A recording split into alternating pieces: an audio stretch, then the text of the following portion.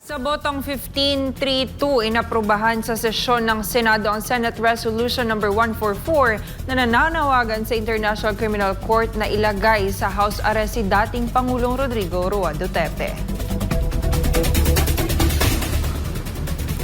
Layunin ng resolusyon na isaalang-alang ang edad at humihinang kalusugan ng dating Pangulo. Inirekomenda ng Senado na magsagawa ng pagsusuri ang mga doktor ng ICC at kung mapatunayan delikado para sa kanyang kalusugan ang pananatili sa regular na kulungan, payagan siyang manatili sa ilalim ng house arrest.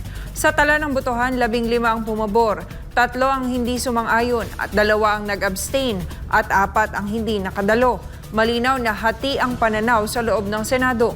Ngunit nanaig ang panawagan na igalang ang makataong konsiderasyon. Bagamat walang direktang kapangyarihan ang resolusyon sa ICC, malinaw ang mensahe ng Senado. Huwag isantabi ang karapatan ng dating Pangulo habang nagpapatuloy ang proseso laban sa kanya.